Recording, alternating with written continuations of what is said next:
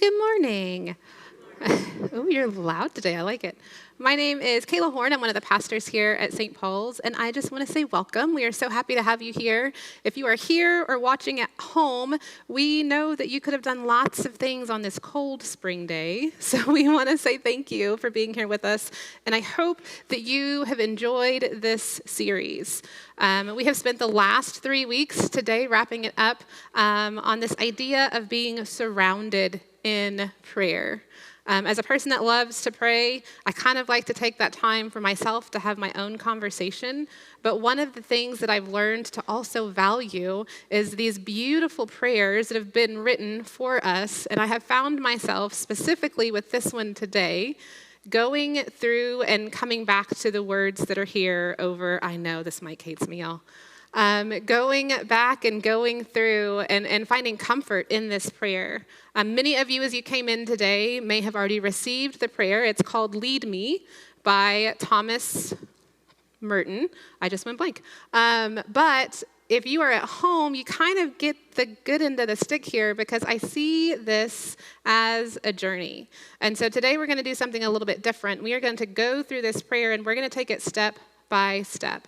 Because one of the things that I really love and that I really value with this prayer is that it takes us on a journey between what we know and what we don't know. I have baby ears. The microphone doesn't stay still. It moves every time. I'm so sorry. And so as we go through this, one of the things that I really want to do is I want you to imagine going on a journey and stepping towards something, most often being something that you don't know or that you're uncomfortable with. And as we go through this, you're going to start thinking of things that you have experienced in life through all varieties of places and spaces. And I want you to come back to this. And maybe, like me, you're going to figure out that, man, this prayer will come back and be beneficial to me later in the future. But let's just jump into it.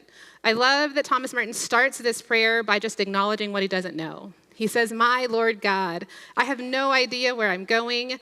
I do not see the road ahead of me, and I cannot know for certain where it will end." What an incredible place to be, right? In this place where you're saying, God, I have no clue what's going on around me. I don't know up from down, but I know that talking to you is the best thing that I can do here.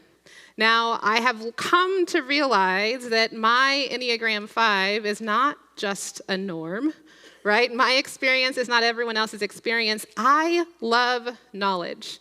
I like knowing, and because I like knowing, that means that I also like to plan. If I am going on a journey, I want to know where we're headed. I want to know what we're going to do, where I'm going to stay, who is coming with me, and so many other things in between. I have also gotten to know several of you, and I have heard your stories of driving down 32nd Street and randomly picking, hey, let's go on vacation today, and just driving away. No clothes packed, true story. No clothes packed, no plans in place. We're gonna head to an airport and see what flight we can hop on, and we're just gonna go. And we'll find our way back, and we'll find clothes along the way. That's not my experience. I am out on that. So, as you hear these words by Merton, one of the things that you'll realize is that some of you have this fear. You hear this and you're like, this does not sound fun. And some of you are like, oh my gosh, let's do this. I'm ready. But here's the thing. We have found ourselves in a place on the other end of this where we struggle with the unknown. Imagine being a child, right? You were told, I have to go to elementary school, and then I have to go to middle school, I have to go to high school, and then all of a sudden, everyone calls you an adult and says, best of luck to you, right? You have to now figure out, am I going to college, or do I want to go straight into the workforce? And what kind of job is going to pay me enough to survive?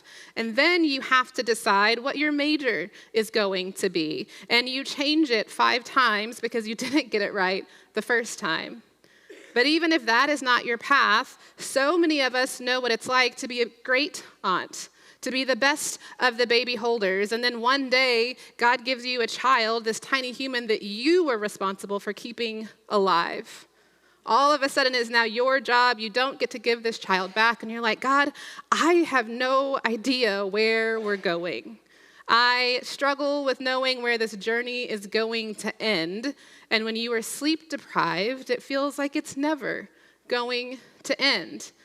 And yet you find yourself in this place, All of us have experienced this place of unknowing and uncertainty, some of us with excitement, and some of us, like me, with trepidation.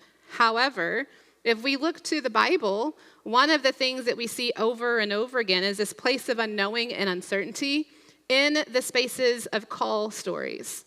Think about the stories in the New Testament where Jesus approaches someone and says, "Hey, come and follow me." Can you imagine a man that you don't know coming up and say, "Hey, coming with me," and be like, "Absolutely, I would love to." If I am in the coffee shop with Pastor Britton, and I've never seen this man before, and he says, "Hey, come on, let's go," show of hands, who is going? I have questions. Go where? Can I maybe get your name? Can you tell me what the plan is? Is it going to be safe? Right? We are asking questions along the way.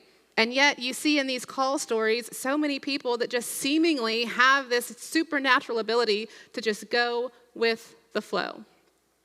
But you also see call stories in the Old Testament, my favorite part of Scripture. And as I read through this prayer, I hear the voice of Joshua echo in my head. And so today we're going to look a little bit at his call story, maybe notice some things we haven't noticed before. And if you're not familiar with it, maybe experience what it's like to step towards the unknowing in a way that is different than what we expected. In Joshua chapter 1, we see God come to this young man and say, "Hey, you are going to lead the people to the promised land." Now, this is hard because up until this point and just before this, everyone expected Moses to be this person that was going to lead these people from captivity and through the wilderness and to the promised land. And yet all of a sudden, God says, "I choose you."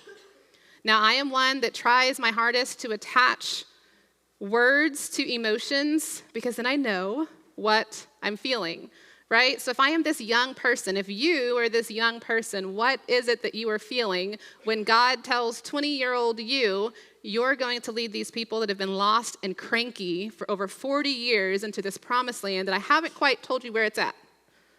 If I am naming my feelings, I'm a little frustrated. God, Moses, you could have just kept him a few more years and we could have been good. He'd already done all the work, just let him see it through. I am extremely anxious because I have lived with these people and I know what they're like, and they don't listen. And now I am the one in charge of them. I am feeling underqualified because I have a job, I do my job well, and now you're tasking me to do something different. God, I'm not sure I can do this because I don't even know what this is. I don't know where this is, and I don't know this group of people, and I don't know if they can handle it, right? Those are the types of questions and the wrestlings that we have when we are taking a step back and looking at what is unknown. But I love that Merton takes another step and he does something else. He begins to describe what the wrestling or where the wrestling comes from. He continues the prayer by saying, "God, I don't really know myself. And the fact that I think I am following your will does not mean that I am actually doing so." That's a really hard place for me. Okay, God, so let's say that I say yes to this thing. I know myself as a person who worked in nonprofit. I know myself as a person who worked in higher education. I don't know what skills I bring to the table or who I would be if I stepped towards blank. I don't know that I'm qualified, and now I am having an issue with my identity because you were telling me that I am something different. I think that's interesting because many of us know Joshua as the person that led the people into the promised land, but Joshua had an entire story well before this moment in time. He was one of the people that was in Egypt, held in captivity, that found his way out towards freedom. He had experienced what it was like to eat manna from heaven, just like the rest of them.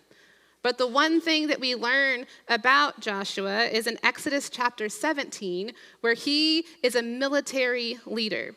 One of the first battles that you see coming out of captivity into the promised land was led by Joshua. He had this ability to do something, and his identity as a military leader looked drastically different than Moses' ability. I would argue that no one would call Moses a military powerhouse, right? He had a lot of gifts and talents. That was not one of them. How often do we wrestle with our own identity? Well, God, this is who I've always known myself to be, and I have changed so much over the last several years. I don't know who this new person is. God, how often have we thought that I was called to do this thing, and now all of a sudden you are pulling me in a different direction?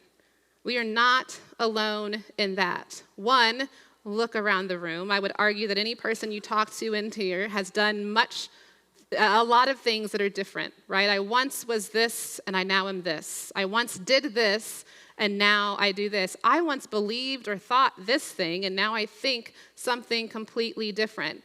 And we so easily wrap our identities into who we think that we are or what we do that shift impacts us. It makes us wrestle with stepping towards a new and maybe terrifying journey.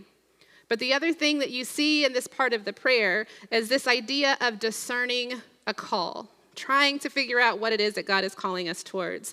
See, Joshua says, I think that I'm doing your will, but I don't even know that I am. And I find that interesting because if you look at Joshua's story, it happens so quickly. In Joshua chapter 1, God tells Joshua, you will lead the people into the promised land. And in Joshua chapter 2, he goes. He starts planning and mapping out what is to come. But I would argue that if you look at how he did it, he wasn't just this confident person that was willing to step into the unknown. He also was cautious. He also needed affirmation to get the job done. See, if you look at how he calls Joshua, God says to him, you are who I have chosen to lead the people, be strong and courageous.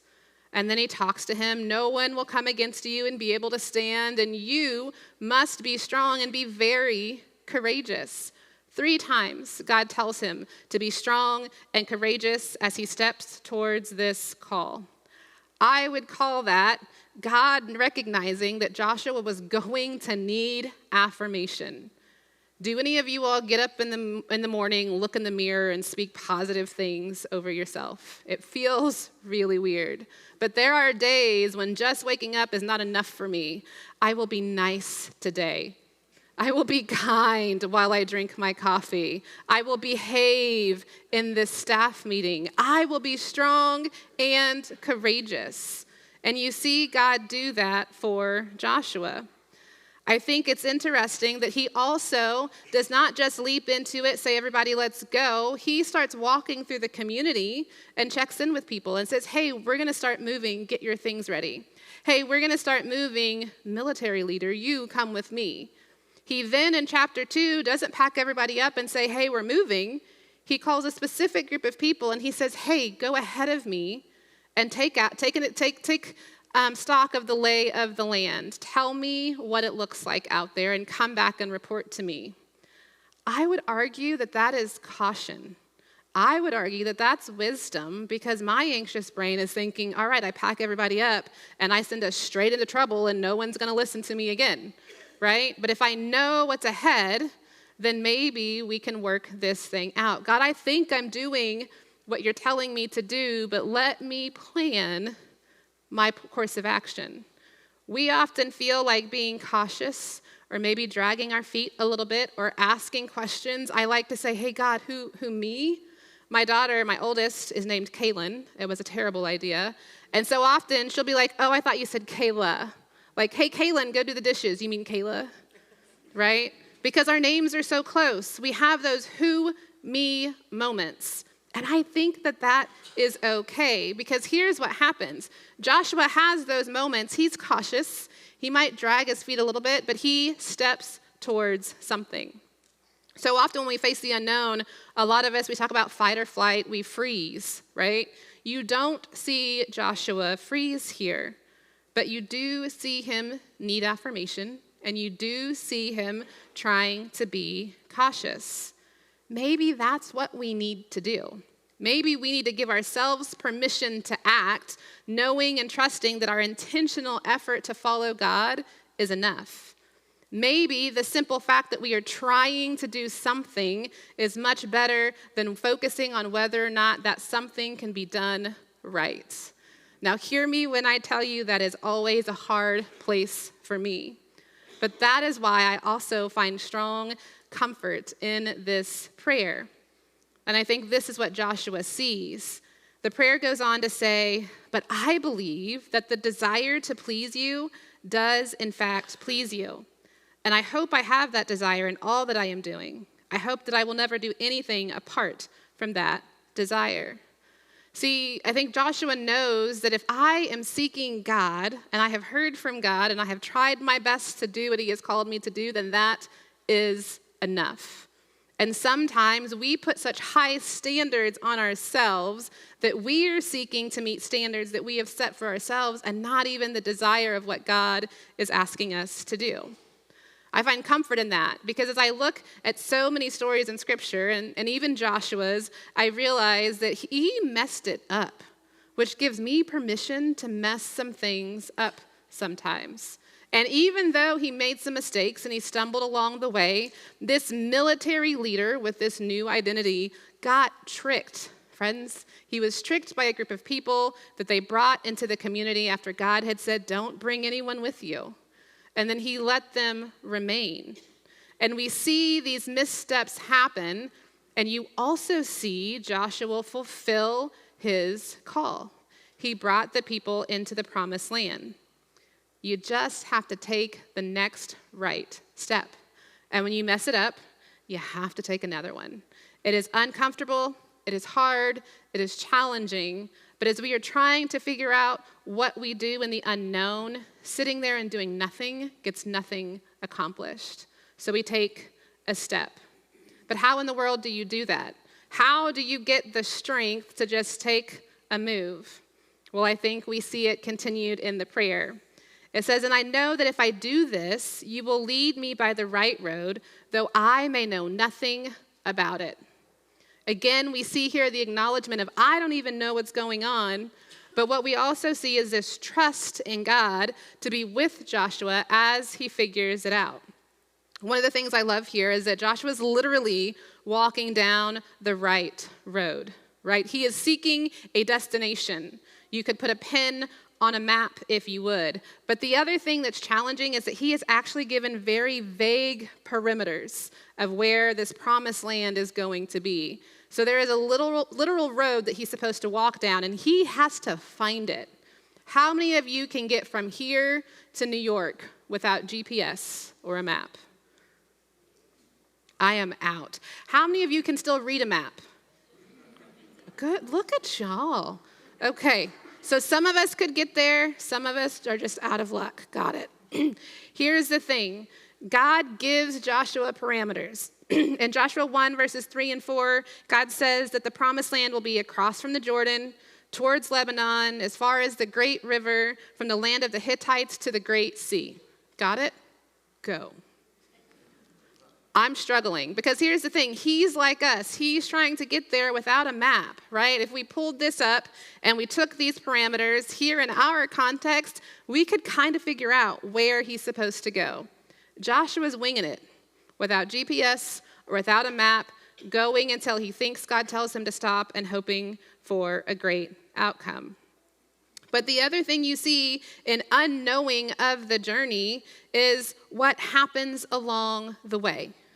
So one of the things that's interesting is if you take a step back and you look at this path that Joshua was on, in hindsight, you can see, you know what? He was kind of prepared along the way. Before he even got to Joshua chapter 1 and God called him, things were happening that maybe he didn't recognize.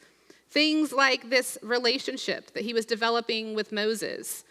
This prepared him to take over in Moses' absence. Joshua got to watch Moses interact with God. He was with him in these special moments.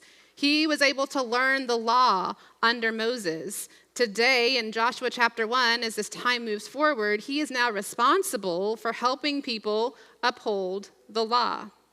He also had this military experience from his time with Moses. He would call Joshua often, "You go into battle. You go ahead and see what's going on." He was learning and honing these skills that he would need for a future that he didn't even understand. And I think we see that in our lives as well. For me, I often think of people and experiences. There are wise people that God places in my life that help teach me things that I don't even realize I'm going to need. I realize it in hindsight, years later, days later, when I'm entering into a conversation that I am prepared for because of a conversation I had with someone much smarter than myself. I also see this as God places difficult people in my life. I learned how I handled things poorly, and I do it better next time. I learned how to shut my mouth and walk away instead of engaging in a conversation that just may not be the wisest conversation to enter into. I have learned how best to respond when people cut me off in traffic instead of doing all the things that could cause great harm.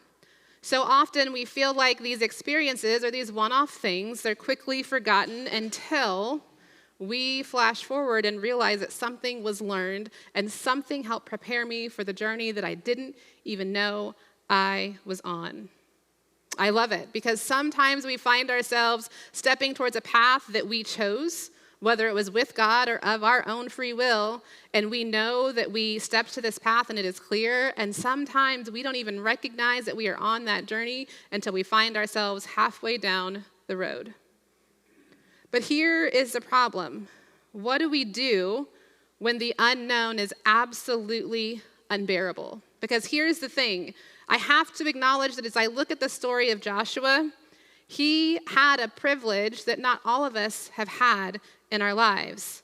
He had a Moses. He had someone helping him figure things out as he went. He had this military training, this skill that he was able to use to complete this journey that he was walking down.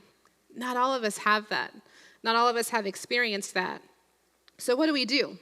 What do we do when we don't have a Moses in our lives? What do we do when we don't feel good enough or worthy enough or capable enough or confident enough to take a step down the path towards something? Now, I will tell you, as a child, I probably was not considered privileged, right? I didn't have a lot. Our family was off in a million different directions at all times. I had a big brother that we kind of raised each other. Our parents worked all day. And I would argue that I recognized that my privilege was being able to have other adults and people throughout my community that poured into me, right? There is a drastic experience between a child who has no adult in their life and a child that has an adult in their life. There's a drastic difference between adults that are figuring out the world on their own and have struggled and adults that have community that come around them that take that journey with them. So what do we do if we are not the privileged? I think there's 3 things that we can do. First, I think we have to give ourselves grace. Showing up every single day is taking a step towards something. You woke up this morning, you are here, you are alive. Thank you for being here. Give yourself the grace to know that maybe for today that's enough. The other thing you can do is you can ask yourself, am I seeking God's will today? If the answer to that question is yes, then you get to give yourself a high five and you get to go about your day hoping and praying and discerning that is enough for this moment. If you find yourself in a place where the answer to that question is maybe not, or I don't know, then I want to challenge you to invite God into the day. God, what is your will for me today? God, what should I see or recognize today? And I'm going to do that to the best of my ability. And sometimes you're going to feel God's presence tell you you woke up and you're here and I'm so proud of you. And sometimes you're going to hear God say, you know, there was this person that you saw the other day. You should check on them. Let God be a part of giving yourself grace. The second thing you can do is do it afraid.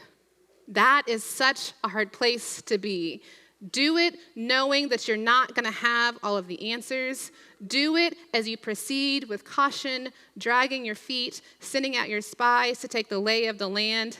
Do it on your medication and after therapy, when you are calm and you have processed and you have thought through things, just take a next step. Don't freeze, even if it's a slow process. And also remember that strong and courageous does not come easy. God told Joshua 3 times, be strong and courageous. If it was that simple, once would have been enough. Remind yourself, I can do this. I can do this. I've got this. Speak affirmations over yourself. I got an unexpected version of how this plays out yesterday. Crazy mom decided, hey, you know what we should do? We should go rock climbing. Most of my kids are afraid of heights. I used to love rock climbing. We've never done it together, and we went. And I had no idea up until about lunchtime that my 9-year-old was almost sick because she was so scared. She did not eat her lunch. She was very quiet and snuggly and cuddly, and she finally, in true I am my mother's child form, starts asking all the questions. Well, how high is it? Well, what's the safety like? Like, has anyone ever fallen out? Can you check their safety ratings? I mean, just really good questions about, is this even safe for us to do? And we got there, and she put her harness on, and she kind of walked around, and she's like, no, I think I'm good. And then she's like, okay, I'm going to try it, after she saw a couple of us go, and she climbed up a little bit and was like, nope, and she came back down, and you will see a picture. By the end of the day, she climbed. She did not make her goal. She did not get all the way, but look how close she is to the top of that wall.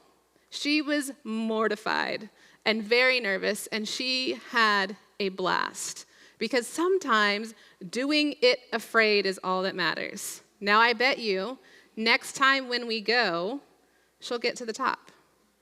Because she took a small step towards something, and now she has enough confidence to take the next step. Now, my oldest child set her boundaries and said, I will absolutely not be doing this, but I will sit and support you, thus all of the really cool pictures. It is okay to know your boundaries. Do not push yourself to a place of being detrimental to your health. And know that sometimes doing it afraid is the best thing that you can do. The last thing you need to do is you have to trust God.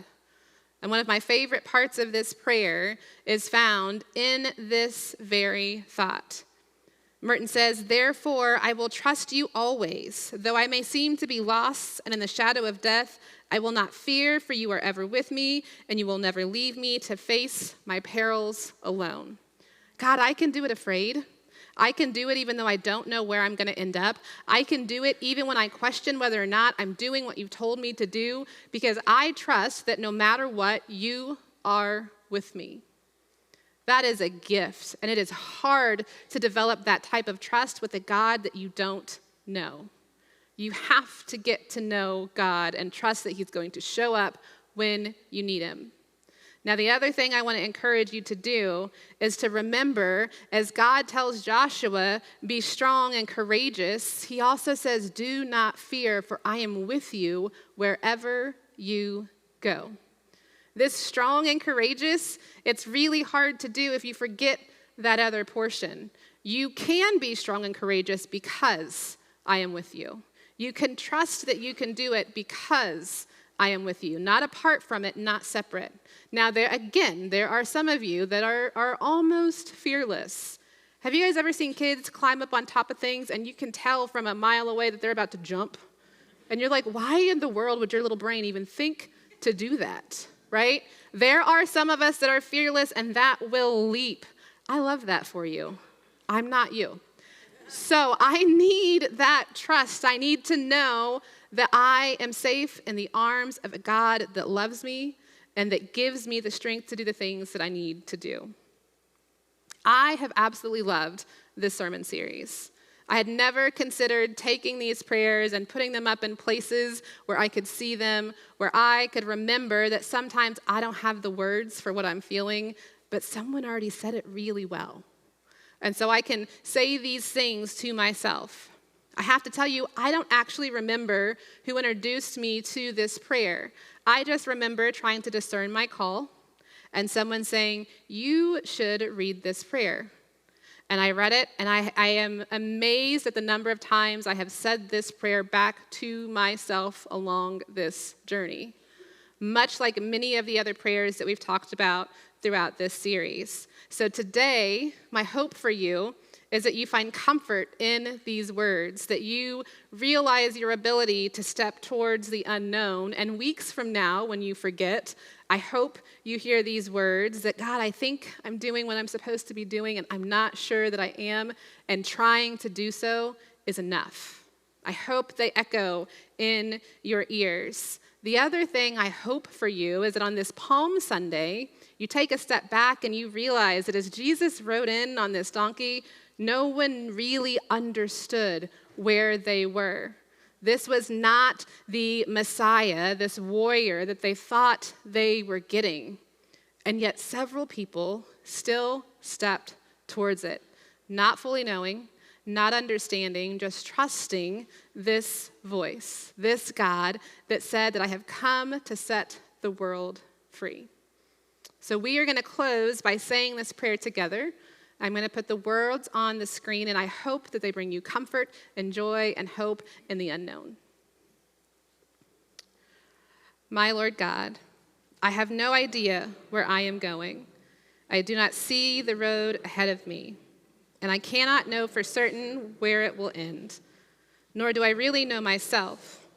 And the fact that I think I am following your will does not mean that I'm actually doing so. But I believe that the desire to please you does in fact please you.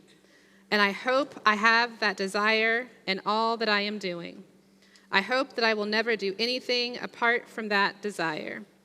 And I know that if I do this, you will lead me by the right road, though I may know nothing about it. Therefore, I will trust you always, though I may seem to be lost and in the shadow of death. I will not fear, for you are ever with me, and you will never leave me to face my perils alone. Amen.